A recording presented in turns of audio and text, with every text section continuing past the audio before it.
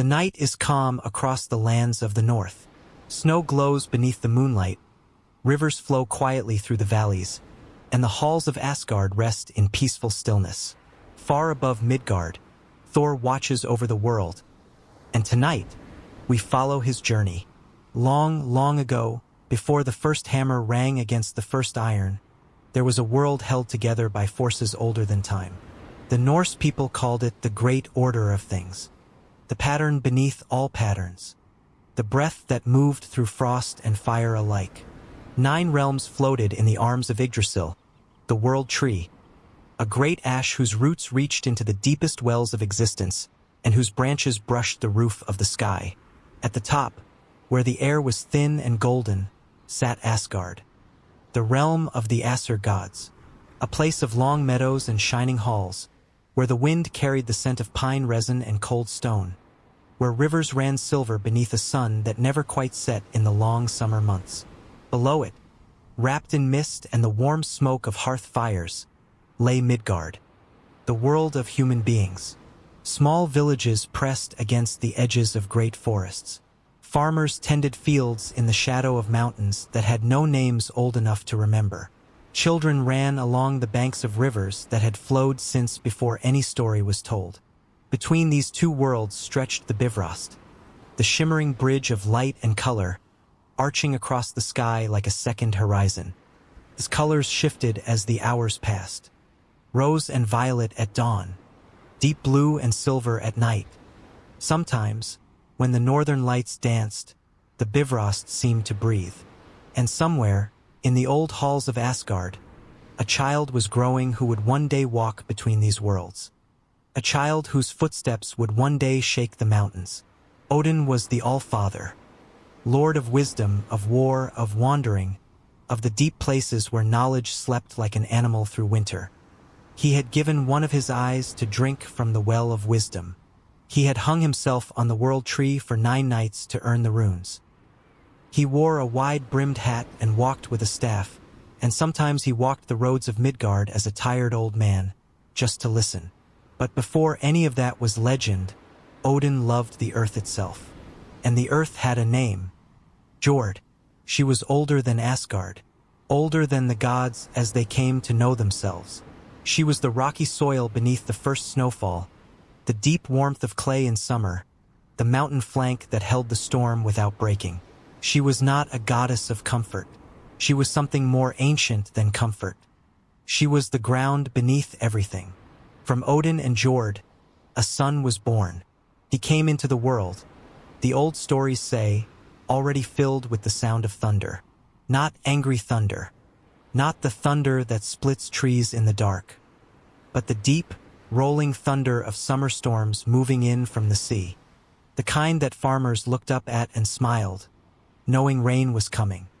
The kind of thunder that said, "Something powerful is near, and it means you well." They named him Thor. Asgard in those early days was full of light. The great hall of Gladsheim rose at its heart, its timbers carved with running animals and knotwork patterns, its roof open in summer to let in the sky.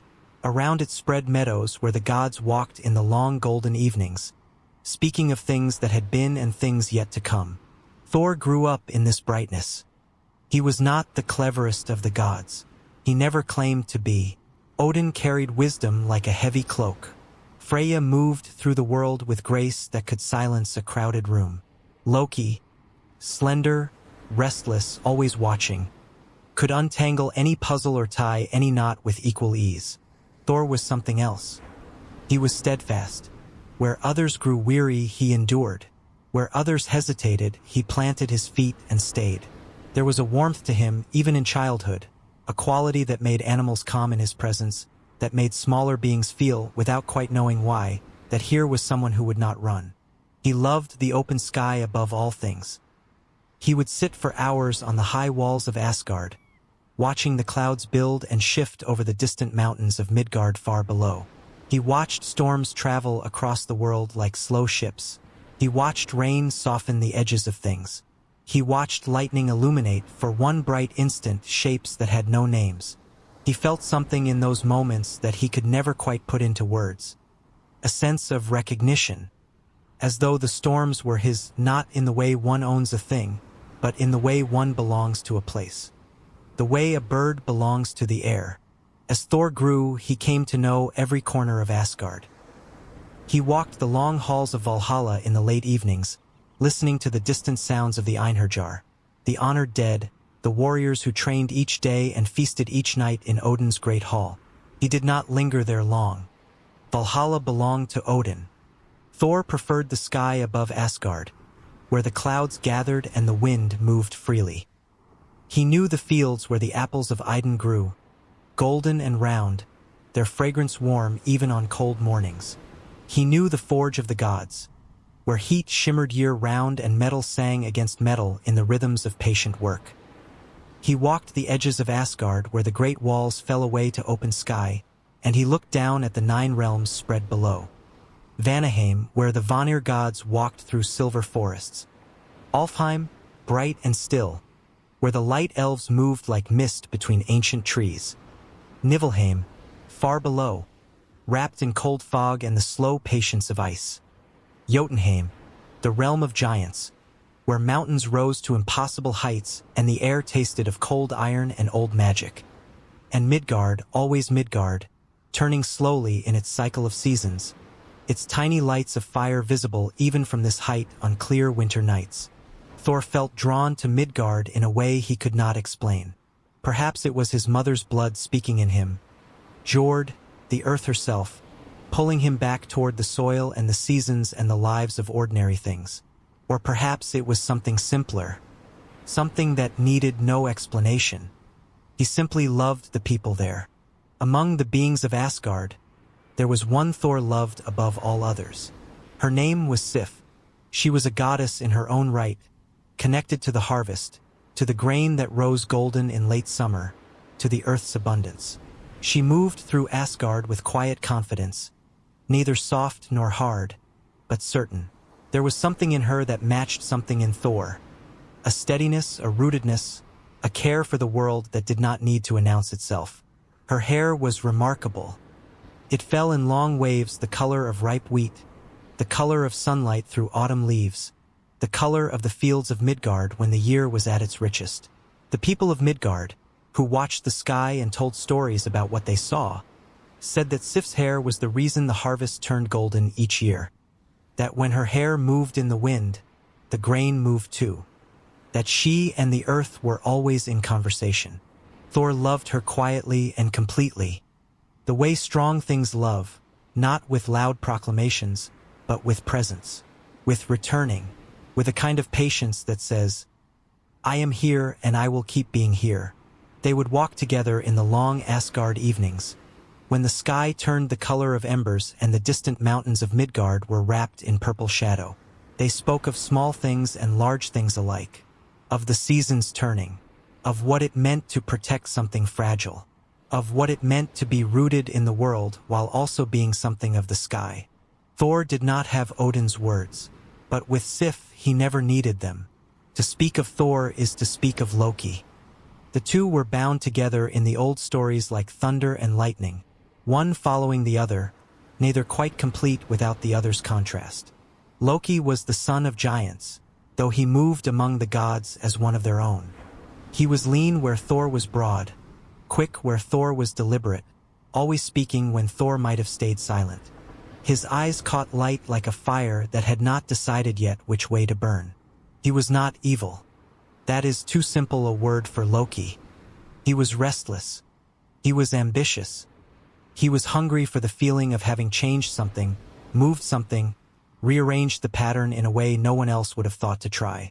Sometimes this hunger served the gods well. There were many moments, and we will come to some of them, where Loki's cleverness was the only thing that stood between Asgard and disaster. And there were other moments where his hunger moved beyond cleverness into cruelty, where the desire to rearrange things moved into the desire to break them. But that is a longer story, and it belongs to a later chapter of the world. For now, Loki walked beside Thor as a companion, a difficult companion, a maddening one who tested every patience and questioned every assumption, but a companion nonetheless. And Thor, for all his frustration with Loki's ways, understood something the trickster rarely admitted. Behind all the cleverness and the schemes and the shape-changing and the lies, Loki was also looking for a place to belong. Thor had simply found his before Loki had found his own. There came a morning in Asgard when Thor woke to find Sif's golden hair gone, cut away in the night, leaving only the smooth, bare curve of her head. The culprit, as was so often the case, was Loki. He had done it as a prank, at least that is what he told himself. In that way he had of making cruelty sound like mischief. He had crept in while the world was still and cut away that living gold, and then he had slipped away before dawn. But Sif's grief was real. Her hair was not merely beautiful. It was part of her, woven into who she was, tied to the harvest, to the earth's abundance, to something larger than appearance. And Thor's grief became anger. Not the hot, chaotic anger of someone who does not know what to do, but the slow, building anger of someone who has been given a clear purpose. He found Loki. And Loki, who understood better than anyone when the situation had shifted beyond cleverness, agreed immediately to make it right. There was only one place in all the 9 realms where hair of living gold could be made. Only one set of hands capable of such work. The dwarves of Svartalfheim. The realm of the dwarves lay deep beneath the world. Not dark in a frightening way, but dark in the way of deep places that have their own light. The glow of forge fire, the shimmer of fresh metal, the blue-white spark of hammer on anvil. The dwarves were the greatest craftsmen in all creation. They had made things that defied possibility. Ships that could be folded to the size of a cloth, spears that never missed their mark, necklaces of such beauty that the very air around them seemed to soften. They worked with patience that gods could not match.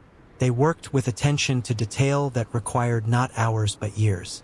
They worked with the understanding that some things could only be made once, and must therefore be made perfectly. Loki brought his requests to the sons of Ivaldi first, master smiths, legendary even among the dwarves.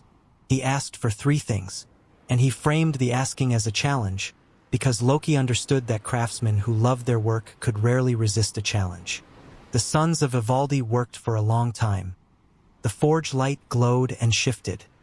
The hammering rose and fell like a slow tide. And when they were done, they presented 3 gifts. First, the hair of Sif. Not mere gold thread, but living gold strands that would grow and move and flow in the wind, that would touch the earth and make the harvest golden. That would be Sif's own as surely as the hair it replaced. Second, Skidbladnir. A ship large enough to carry all the gods, yet small enough to be folded and placed in a pocket. A ship that would always find favorable winds, no matter where it sailed. Third, Gungnir. The spear of Odin. Long and perfectly balanced, with a point that would never lose its edge. The spear that Odin would carry to the end of the world. But Loki was Loki, and even gratitude in him had an edge of ambition. He made a wager with another dwarf, Brokkr, claiming that Brokkr and his brother Sindri could not make 3 gifts to match the sons of Ivaldi. The stake was Loki's own head. Brokkr and Sindri accepted. Sindri was the elder, the one who knew the deep nature of metal, who could hear what a piece of iron wanted to become. Brokkr worked the bellows, a job that required unbroken concentration, because the quality of the flame determined the quality of the work. They began. The first item was a boar, Gullinbursti, with bristles of gold that shone like sunlight in every shadow. Loki, nervous now, transformed himself into a fly and bit Brokkr's hand, hoping to disrupt the work. Brokkr endured. The boar emerged perfect. The second item was a ring Draupnir, a gold ring that would replicate itself every 9th night, producing 8 rings of equal weight and beauty. Loki bit again. Brokkr endured again. The ring emerged perfect. The third item began to take shape in the forge. It was a hammer. Loki could see what it was becoming, and he bit a 3rd time, harder now, desperate. He bit Brokkr on the eyelid, drawing blood, making the eyes blur. And for just a moment, just the span of a single breath, the bellows faltered. The hammer emerged from the forge with a handle slightly shorter than it should have been. A flaw, small but real, Bråkr and Sindri brought their 3 gifts to Asgard. They brought the boar, the ring, and the hammer. And the gods judged. The hammer, even with its shorter handle, was declared the greatest gift of all. Because it could be held in one hand. Because it returned to the hand that threw it. Because nothing in the 9 realms could withstand its strike. Because it could be used not just in battle but in blessing, to hallow marriages, to consecrate new homes, to sanctify the dead, to call rain down on dry fields, to seal promises made under open sky. The hammer's name was Mjolnir, and it was given to Thor. Thor held Mjolnir for the first time in the long meadow behind Gladsheim, where the evening light lay golden across the grass. It was heavier than he expected. Not heavier than he could hold. Thor's strength had no comparison among the gods. But heavier in the way that something important is always heavier than you expect. Heavier with meaning, with responsibility, with the weight of what it was for. He turned it slowly in his hands. The handle was worn smooth in the right places already, as though it had been waiting for his grip. The head was perfectly formed, balanced in a way that defied its size. There were markings on it, faint as breath on cold glass. Runes worked into the metal so lightly you could only see them when the light caught them at a certain angle. He threw it once, out across the meadow, into the failing evening light. It arced through the air with a sound like approaching thunder. It struck something distant, a standing stone, perhaps, or the old oak at the meadow's edge, and then it returned. Moving back through the air the way it had left, steady and purposeful, settling back into his hand as though it had never left. He stood there for a long time, holding it. The stars were coming out, one by one, above the great plain of Asgard. Somewhere far below, in Midgard, a farmer was closing his barn against the night. A child was being carried inside from the cooling air. A fire was being built in a stone hearth, and the warmth of it was spreading through the walls of a small longhouse. And outside the longhouse the dark was full of everything that the dark was always full of. Unknown things, the sounds of the forest, the distant howl of something that might or might not be a wolf. And Thor held Mjolnir. And something in him settled into its purpose the way a river settles into its banks. He would keep watch. That is what he understood in that meadow under those stars. Not because anyone had asked him to. Not because it was his duty or his obligation or his role assigned by the will of the Allfather. But because the people below were fragile and the world was vast, and someone had to stand between the two. And he was, as it turned out, very good at standing. In the days after Mjolnir was given to Thor, the dwarves of Svartalfheim also sent 2 other gifts, items that would allow him to wield the hammer as it was meant to be wielded. The first were Jarngrapr, iron gauntlets, forged with the same careful patience that had gone into Mjolnir itself. Without them, the hammer's power was too great even for Thor's hands. With them, he could hold Mjolnir through any throw, any strike, any storm. The second was Megingr, the belt of strength. When Thor buckled it around his waist, his already considerable power doubled. He wore these things with the same simplicity he wore everything, without drama, without announcement. They were tools, and Thor understood tools. You used them for the work they were made for, and you cared for them, and you did not use them lightly. He began, in those years, to understand the shape of his role more clearly. He was not Odin, who moved through the world accumulating wisdom, pulling threads from many tapestries and weaving them into something only he could see the full pattern of. He was not Freya, whose domain was love and beauty and the magic that moves through living things like light through water. He was not even Loki, who changed shapes to fit the moment, who was always different and therefore always surprising. Thor was the same. Day after day, year after year, realm after realm, he was the same. Steady, present, available, and in a universe as vast and uncertain as the Norse cosmos, that steadiness was itself a kind of miracle. There was another aspect of Thor's life in those days that the old stories remember with a kind of tender humor. His goats. Tanngrisnir and Tanngnjóstr were their names, Toothgrinder and Toothnasha, 2 great goats who were nothing like ordinary goats. They were larger and wilder, and filled with something that was not quite intelligence and not quite magic but was somewhere between the two. Their hooves struck sparks on the stone roads of Asgard when they walked, and when they pulled Thor's chariot through the sky, the sound of those hooves on the clouds was what Midgard heard as rolling thunder. The chariot itself was old and heavy, built for endurance rather than elegance. It did not fly so much as charge through the sky, the goats leaning forward into the harness, their breath coming in great steaming clouds, the wheels of the chariot sending down the electric smell of rain. When Thor rode above Midgard in his chariot, the people below knew the storm was coming. But they were not afraid. That is the remarkable thing. They came to know the difference over generations between the storms that brought danger and the storms that Thor rode with. The clean storms, the purposeful ones, the ones that filled the rivers and softened the soil and cleared the air of everything that had grown stale. They would leave offerings at the old oak trees, the sacred oaks that were Thor's in particular, larger and older than any trees near them, their roots going down into something deeper than ordinary earth. They would leave bread or grain or small carved figures. And sometimes, in the morning after a storm had passed, the offerings would still be there.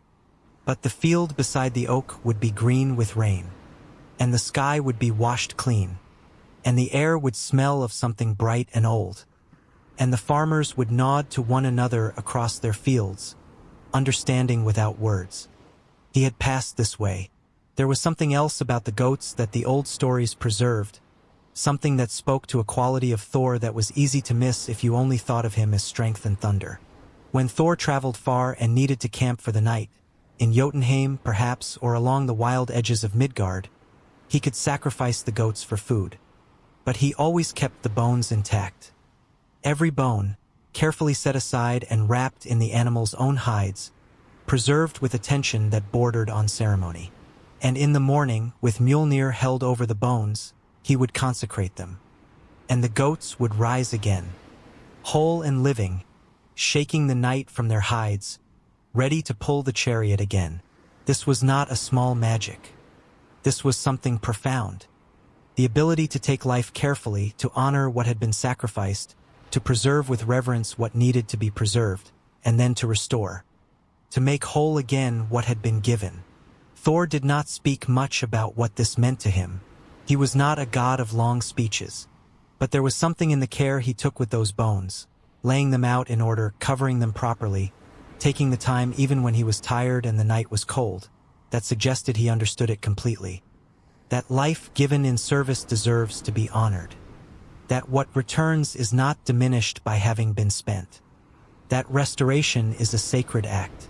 The Bifrost was not a bridge in the way that humans build bridges. It was more like a promise made visible. A commitment, stretched in color across the sky, between the high realm of the gods and the world where human beings lived their brief, bright lives. Heimdall stood at its gate, the watchman who never slept, whose sight could reach to the edges of the world, whose hearing was so fine he could hear the grass growing in Midgard's meadows and the wool growing on the sheep in the valley fields. He stood with a horn, Gjallarhorn, that he would sound only at the end of all things. Until then, he watched. Thor crossed the Bifrost many times. The first few crossings were cautious, the bridge was narrower than it looked, and the drop on either side was the kind of drop that has no bottom you could name. The rainbow light shifted under his feet, warm one moment and cool the next, like walking across something alive. But over time, he crossed it the way a sailor eventually comes to read a familiar stretch of water.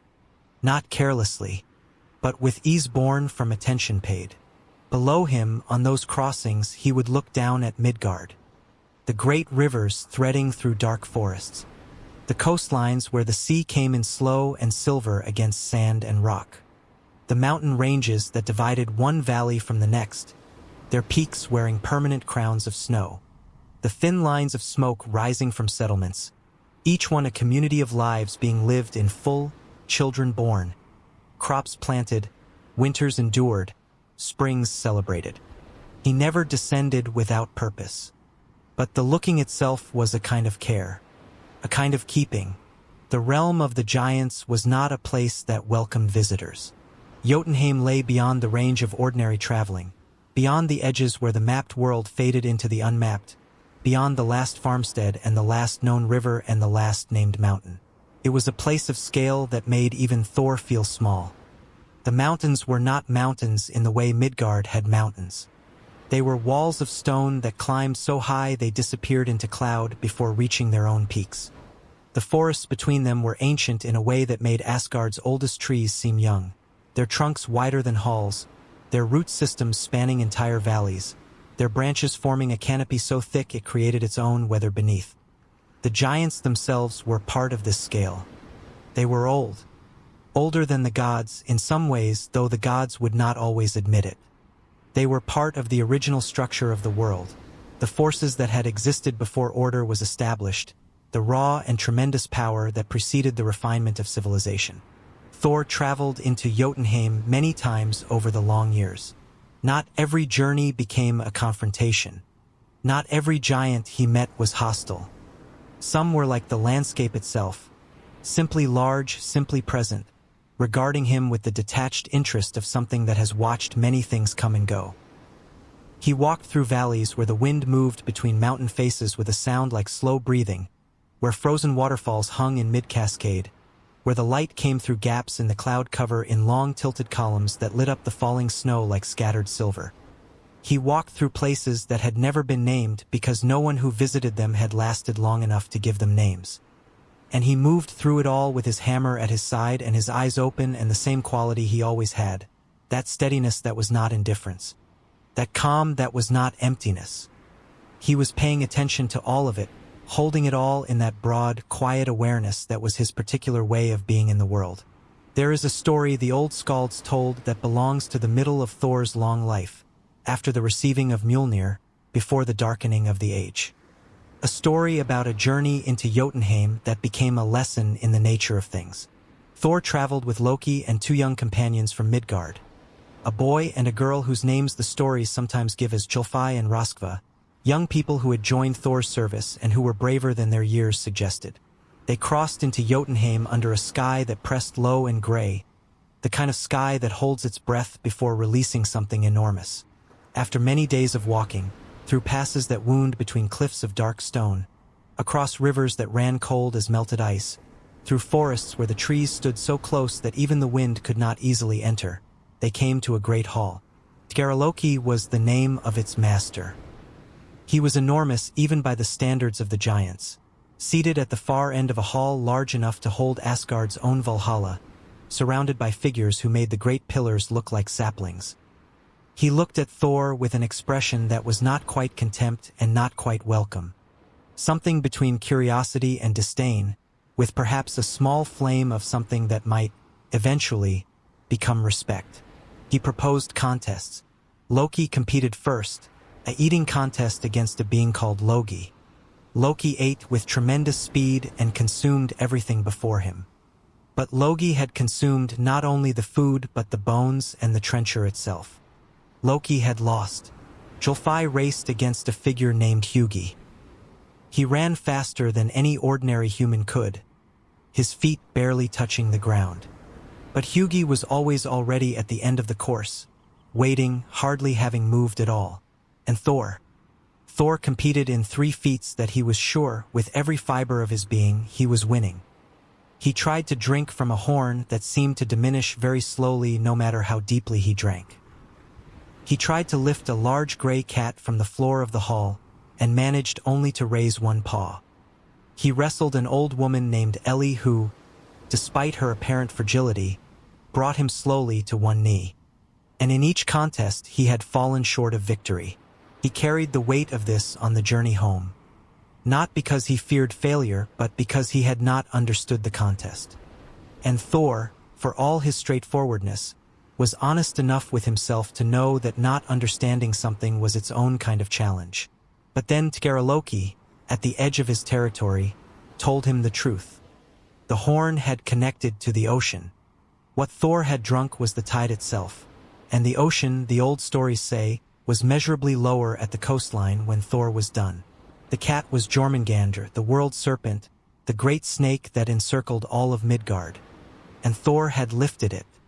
He had lifted something that held the entire world in its coils. The old woman was old age itself. Ellie was time in the shape of an elder.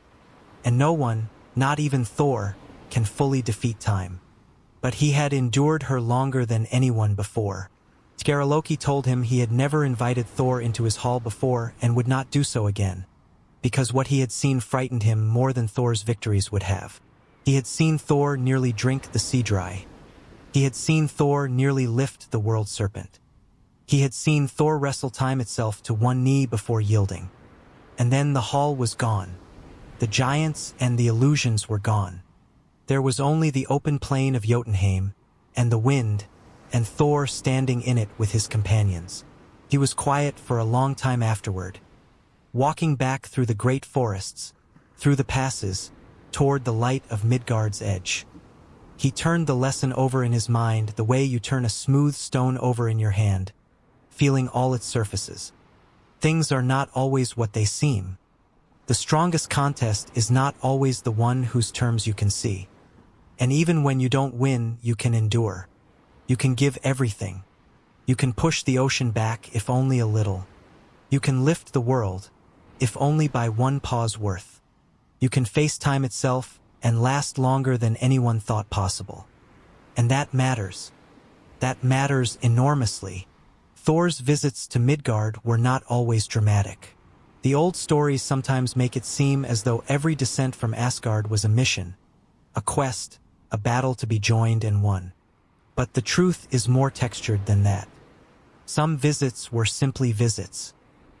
He would come down through a gap in the clouds on a gray afternoon, the goats quiet in the harness, the chariot moving at an easy pace, and he would land at the edge of a forest near a farming village and simply walk. He walked the roads that farmers walked, narrow paths between fields, worn down to bare earth by generations of feet and cart wheels. He passed the long houses with their sod roofs and their small windows of stretched membrane, the smell of wood smoke and animal warmth drifting from every doorway. He was not invisible on these walks. He was Thor. He was enormous and red-bearded and carried a hammer that hummed faintly with its own energy even when still. But the people knew him. Not always by name, not always from direct encounter, but in the way that you know a familiar presence. The way you know that the dog lying in the doorway is not dangerous because you've lived next to it your whole life. Children sometimes ran beside him for a while before being called back by nervous parents. Old farmers would offer him ale from clay cups without speaking, and he would drink and nod and pass on. Once, a story says, he sat for an evening at the table of a family whose farm was doing poorly. He did not fix their farm with magic. He did not promise them Odin's favor or a season of plenty by decree. He sat with them and ate their food and listened while the father talked about the difficulties of the soil in that valley and the unpredictability of the frost and the worry about the children through winter. And when Thor left the next morning, it rained. A soft, steady rain that lasted 3 days. And the soil, which had been hard and pale, softened and deepened. And the family did not know who to credit, the gods, the season, luck, something in between. But the crops grew. Across Midgard, in the Norse lands and beyond, the people who told Thor's stories built places where they could speak to him. Not grand temples, mostly. The Norse did not always build in the elaborate way of some other peoples. They found the divine in places that already felt sacred, in the curve of a particular river valley, in the clearing at the top of a ridge where you could see for miles in every direction, in the shadow of a great standing stone that had been placed there by hands older than memory. The oaks were his above all. There is something about oak trees that the Norse people recognized as Thor's own. They are patient trees. They grow slowly. They can live for centuries. They endure storms that break younger, faster-growing trees, because their roots go deep and their grain is close and they do not grow brittle as they age. They are struck by lightning more than other trees, perhaps because they stand tall, perhaps because of something in their chemistry, perhaps because of a mystery that has no practical explanation. And yet they often survive. Scarred, perhaps, marked, but alive. Small carvings appeared on their trunks in the old settlements. Mjolnir shapes, rough cut, hammered into the bark. Offerings left at the roots, grain, cloth, small figures of clay.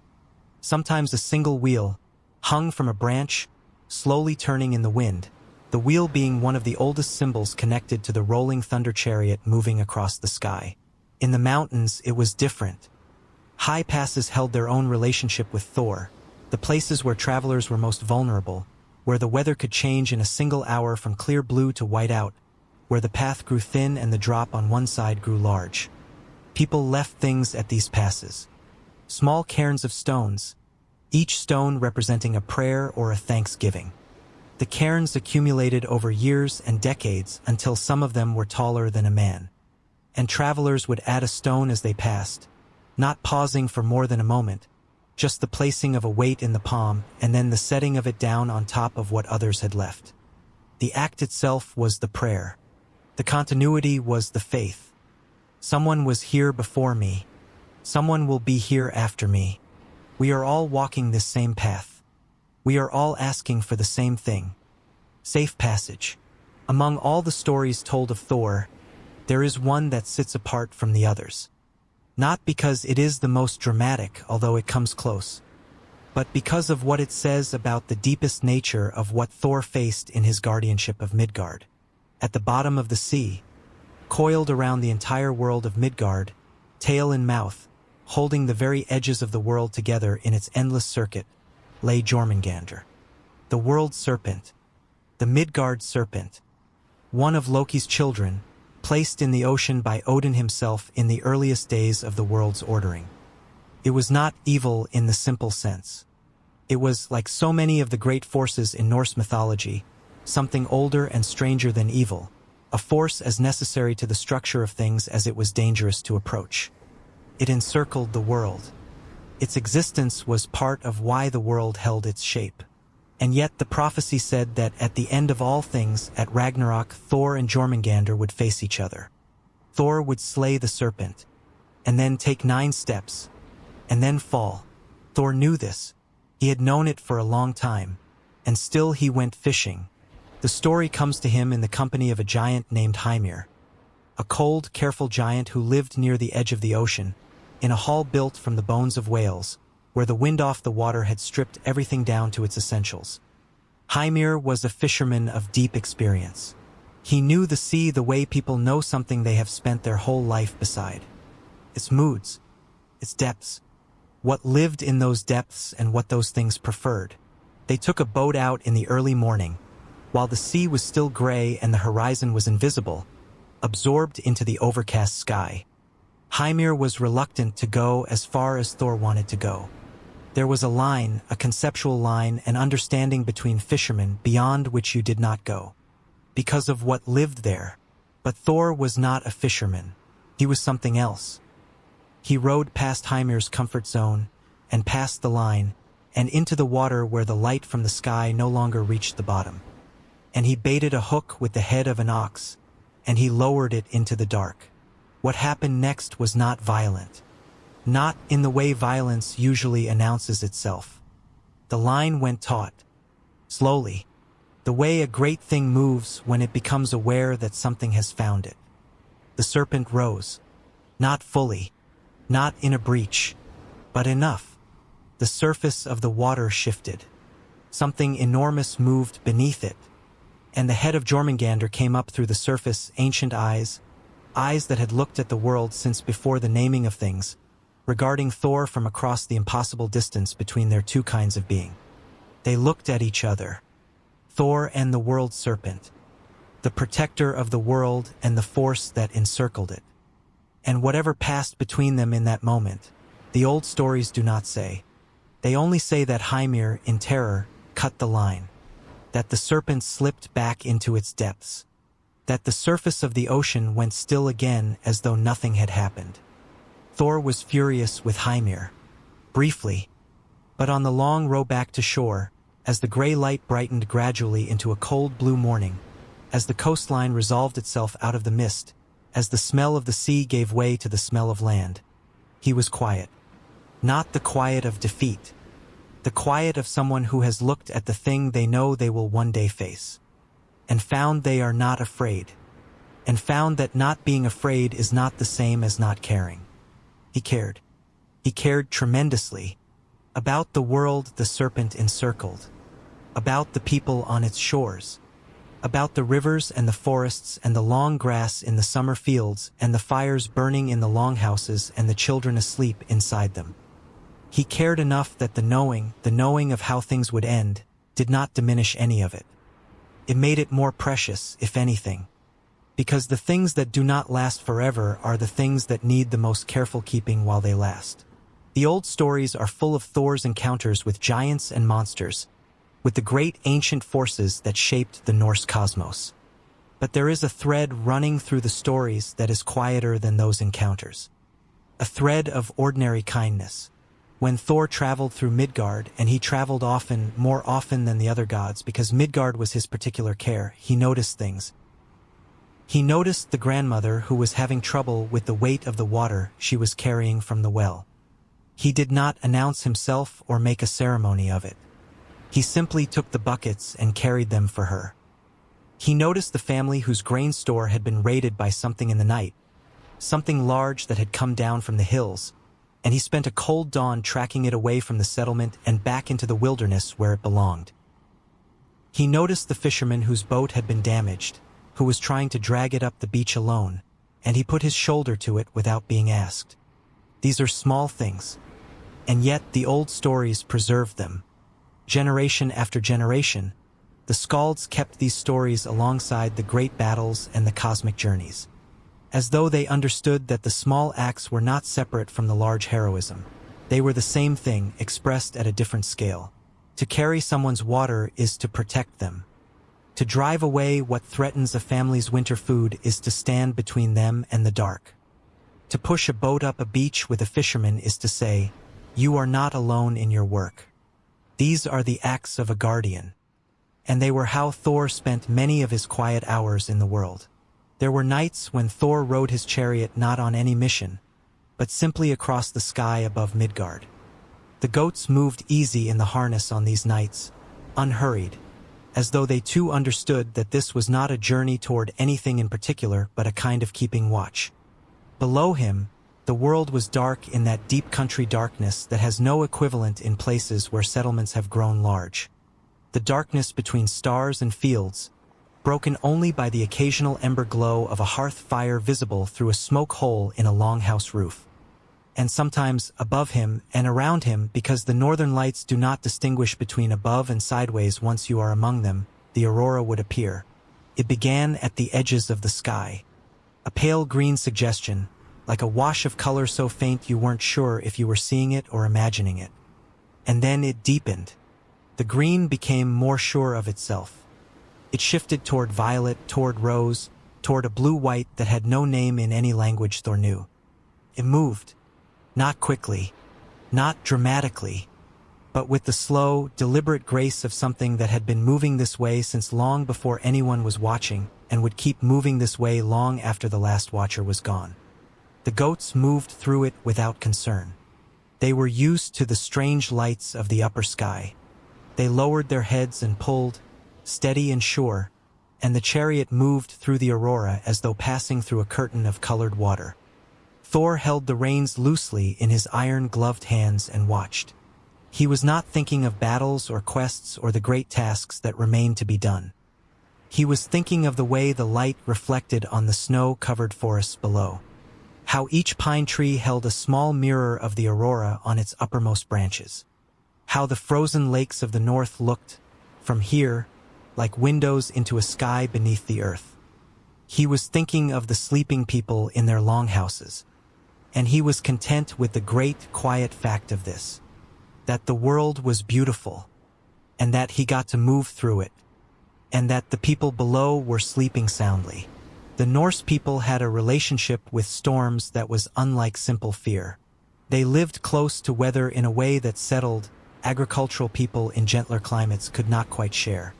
The storm was not an aberration to them, not a violation of normal conditions. It was part of the cycle, expected, anticipated, planned for. And when they told stories about Thor's storms, they told stories that reflected this understanding. The storm cleanses. It moves through the heavy air and takes with it the things that have grown stagnant. It restores the clarity that long, still periods sometimes erode. After a storm, the light is different, sharper, more defined, the edges of things more visible. Colors are more true. The storm reminds, says, the world is larger than your plans, larger than your schedule. It runs on its own schedule, and the right response to that is not resistance but a kind of respectful accommodation. The storm connects. When lightning illuminates the mountain, it reveals for one bright moment what was always there but invisible in ordinary light. The contour of the ridge, the angle of the valley, the shape of the forest from above. Thor understood all of this. He was not a god who brought storms to punish or to frighten. He was a god who rode the storms because storms were part of the order of things. Because the same power that could split a tree was also what filled the wells and swelled the rivers and soaked the soil deep enough to carry crops through the dry weeks of late summer. Mjolnir was not only a weapon. It was a consecrating tool. Farmers called on Thor to hallow new ground before planting. Couples called on him to bless their marriage. The newborn was presented to him as well as to Odin. The dead were sent on their journey with Mjolnir laid across their chest, not as a symbol of violence but as a symbol of passage, of the power that moved between death and life, the same power that moved in storms, the power of transformation. The hammer that could destroy could also restore. The same force that brought lightning brought rain. This was what the Norse people understood about Thor. That power is not neutral, but it is not simply dangerous either. Can be carried well. Can serve. Can protect. In the right hands, with the right attention, even the most tremendous force in the world can be held gently. Yggdrasil, the great world tree, held 9 realms in its branches and roots. Thor had walked in most of them. He had crossed the rainbow bridge into Asgard and back again more times than he could count. He had moved through the silver forests of Vanaheim in the company of Freya and Freyr, where the air tasted of something clean and old and the animals came to the edges of the paths without fear. He had passed through the borderlands of Alfheim, where the light elves moved like light itself, present one moment, gone the next, not hostile but simply elsewhere. He had stood at the edge of Niflheim and felt the cold of it reach through his armor and settle in his bones. The deep cold that is not about temperature but about the absence of the warmth that living things generate. He had traversed the edges of Muspelheim, where the fire giants lived and the heat was a living thing that moved against you like a current. And he had come back always to Midgard. He was not the only god who visited the world of humans. Odin walked its roads in disguise, gathering wisdom. Freya moved through it in her cloak of falcon feathers, watching the lives of those she loved. Heimdall, the old stories say, had once walked among humans as a teacher and left something of himself in every lineage. But Thor came back to Midgard not to gather or to teach. He came back the way you come back to a place that matters to you. The way you come back to a place you carry even when you are somewhere else. He came back to check, to look at the fields and the forests, to feel the soil under his feet that was, in some part, his mother, to sit, sometimes, near the edge of a stream in the late afternoon, while the water ran over the stones and the light moved through the trees in long columns, and simply be present in a world that was doing what living worlds do, continuing. The stream did not need him to continue. The trees did not need him to grow. The sun did not need his permission to set. But he was there anyway. And there is something in that, in the act of showing up for something that does not need you, simply because it matters to you, that the Norse people understood as one of the highest things a being could do. To love without needing to be needed. To protect without needing the protected to know they are being protected. To keep watch because the watching itself is the point. The Norse cosmos was not eternal in the way some cosmologies imagine their divine realms. The Norse gods were powerful and they were long-lived, but they were not infinite. They aged slowly. They could be wounded. They could be changed by what happened to them, by what they chose to do and what was done to them in return. Thor aged like a very slow mountain. The red beard did not gray. The broad shoulders did not narrow. But something in the eyes deepened, over the long years, in the way that eyes deepen when they have seen a great deal and held it without being crushed by it. He had fought many giants over the long years. Not all of the encounters had been peaceful. There were giants who had come down from Jotunheim with destruction as their purpose, and Thor had met them. He had driven them back, had stood in the mountain passes and held the line while the storm screamed around him. He did not think much about these things afterward. He was not the kind of being who needed to revisit his victories. Once a thing was done, it was done, the settlement was safe, the families had gone back to sleep, the mountain pass was clear again. And Thor walked away and did not look back. He thought more about the fishing expedition, about Jörmungandr's eyes in the gray water, about what it meant to face something that could not be finally defeated, about what it meant to keep protecting a world that you knew was not permanent. He had thought about this for a long time. He thought about it on the long crossings of the Bifrost. He thought about it on the quiet nights when he rode above Midgard in his chariot and watched the aurora move. He thought about it when he sat at the old oak trees in Midgard and felt the deep roots of them through the ground. And the conclusion he came to, the only conclusion that made any sense to him, was simple. The world not being permanent is not a reason to stop protecting it. It is the reason to protect it more carefully. Not with panic, not with desperation, not with the frantic energy of someone trying to stop what cannot be stopped, but with the patient, steady, daily attention of someone who understands that care is the only answer to impermanence. That love is what we do in the face of loss. That the hammer is raised not because it can hold back all things forever, but because some things are worth raising it for. The old stories speak of signs. A winter without a summer before it. Wolves swallowing the sun. The great serpent releasing its tail. The roots of Yggdrasil beginning to tremble. Heimdall raising Gyllenhaal to his lips for the first and last time. Thor knew about Ragnarok the way you know about a storm on the horizon. It was not here yet, but it was coming, and its shape was visible if you looked. He had lived with this knowledge for a long time. It was not comfortable knowledge. He would not pretend it was comfortable. The end of Asgard, the end of the current world, the end of many things he had come to love. This was not a small thing to carry. And yet he carried it. The same way he carried everything. Without setting it down. Without pretending it wasn't there.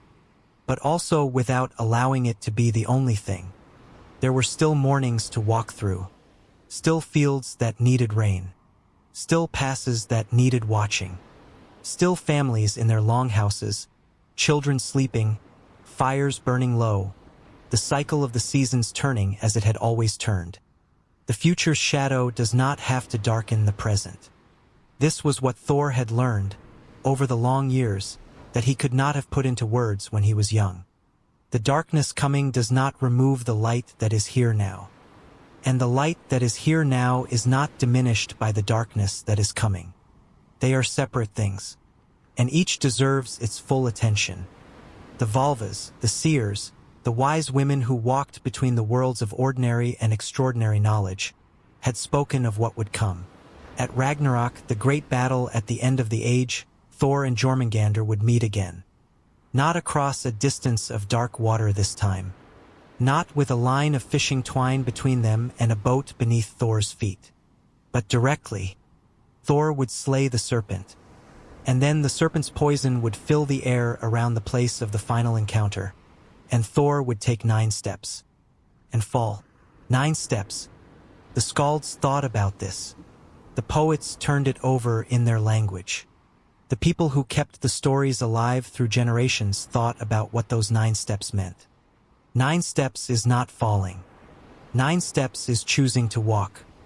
9 steps after completing the task you were given, after standing in the place you were meant to stand, after doing the thing you were always going to do. 9 steps is not a defeat. It is a completion.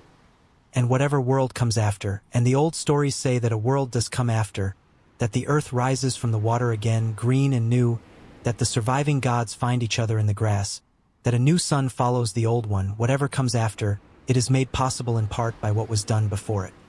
By the standing, by the enduring, by the 9 steps, but none of that had come yet.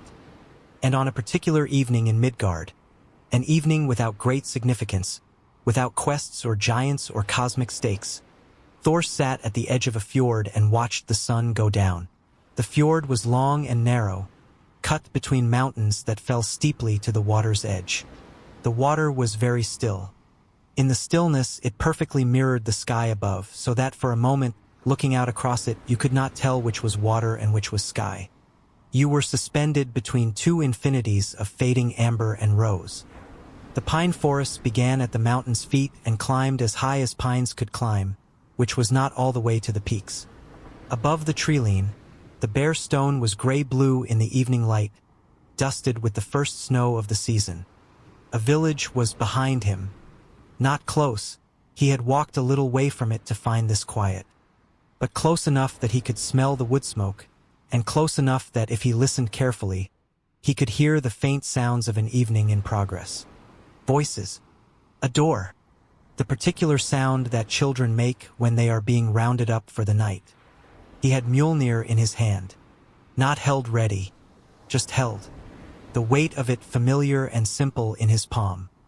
The first stars were coming out above the eastern edge of the sky, where the dark was already deepening into real night. The same stars that had been there since before he was born. The same stars that would be there, though perhaps rearranged, perhaps renewed, after everything the prophecies described had passed. He thought about the people in the village behind him. They did not know he was here. Or perhaps some of them did. Children sometimes sense things that adults explained away. But most of them were simply living their evening. The fire, the food, the closing of the day. He thought about how much he loved this. Not as an abstraction. Not as a duty to be honored. But as a simple, lived, particular love. The smell of cold water and pine. The sound of those distant voices. The weight of the hammer. The deepening sky. The feeling of being exactly where you are supposed to be. Night came fully to the fjord. The stars multiplied above the mountains until the sky was thick with them. More stars than there were words for them. More stars than any skald had ever properly managed to describe. They lay across the dark like grain scattered on a dark floor. The aurora came late, as it sometimes did. Not a grand display, but a quiet one. A gentle suggestion of green at the north edge of the sky, moving slowly, barely perceptible unless you were looking for it. Thor looked for it. He sat for a long time. The village sounds had quieted by the time the aurora appeared. The fires had been banked. The doors had been closed. The children and the parents and the old people of that settlement had all drawn themselves in toward the warmth of sleep. And across the fjord, and across the mountains beyond it, and across the great stretches of forest and snow and frozen lake and winding river that made up the northern lands of Midgard, the same thing was happening. People were sleeping. Fires were guttering low. Dogs were curling up in doorways. Horses were standing quiet in their pens. The world was resting. Thor let his eyes move across the dark shape of the fjord, the dark shapes of the mountains, the faint reflected suggestions of the aurora on the still water.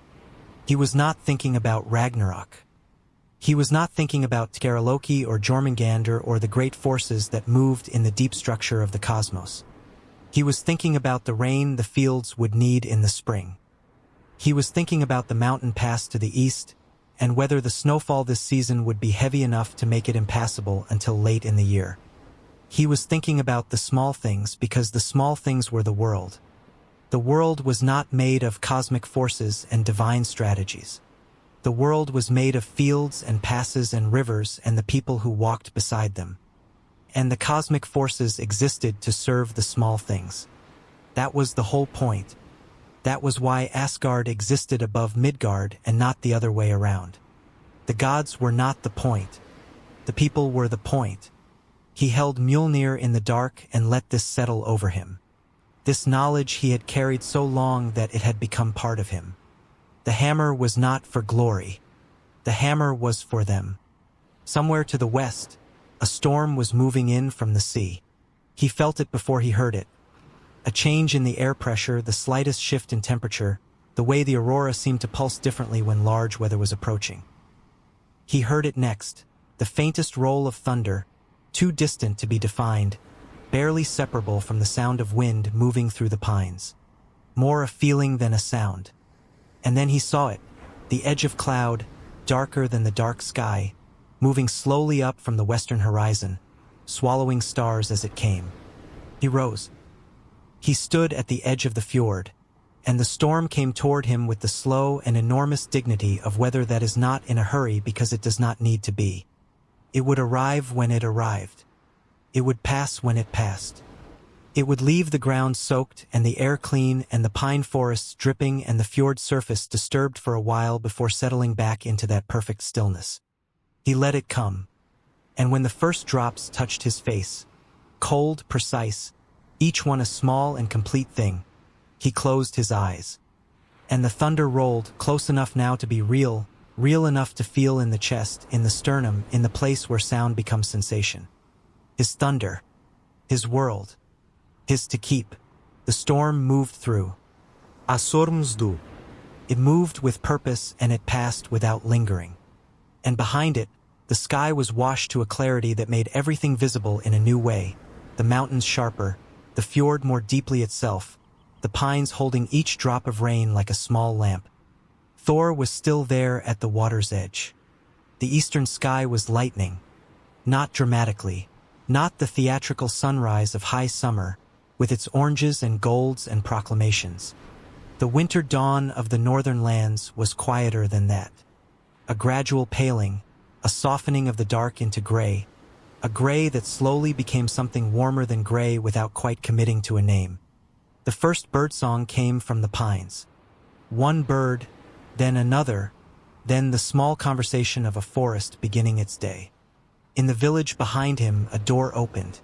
Someone, probably the oldest person, the one who always woke first, was stirring the ashes and bringing the fire back. The smoke rose straight in the still air that follows storms. Thor watched the dawn. And the dawn asked nothing of him. It did not need his attention or his blessing. It was simply doing what it had always done and would always do, arriving, revealing, beginning again. But he gave it his attention anyway, because some things deserve your attention simply because they are beautiful, because some things deserve to be witnessed, because the dawn, arriving over the mountains after a storm, over a fjord that reflects the new light back up into the sky, this was not a small thing. This was everything, really. This was what he was here to protect. Not just the people, though them above all, but also this, the light on the water, the smoke from the first fire of morning, the sound of the birds, the cold, clean air, the world at the beginning of another day. They say in the old stories that Thor still keeps his watch. Not in the way of a ghost or an echo, but in the way that a true thing persists. When the thunder rolls across the mountains on a summer afternoon, and the people on the farms look up from their work and feel the air change, he is in that feeling. When the storm breaks and the fields are filled with the particular smell of wet earth and wet grass and the sky to the west is already lighter while the rain still falls in the east, he is in that brightness. When children lie in their beds and hear the thunder and are not quite afraid, because something in them knows, in the wordless way that deep knowledge arrives, that the storm is not against them, that the storm is something else, something purposeful, something that has work to do in the world. He is in that knowing. Mjolnir is not gone. The old stories say it was made to return, always to return to the hand that threw it. And perhaps that is not only a physical truth. Perhaps what returns is not the hammer alone but the intention behind it, the protection, the consecration, the steadiness, returning to where it belongs. To the places where people need the reassurance of knowing that something large and dependable stands between them and the dark. He endures.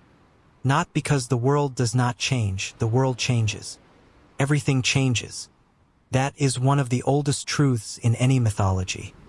But because some qualities of care persist through change. Because steadfastness is not about the unchanging.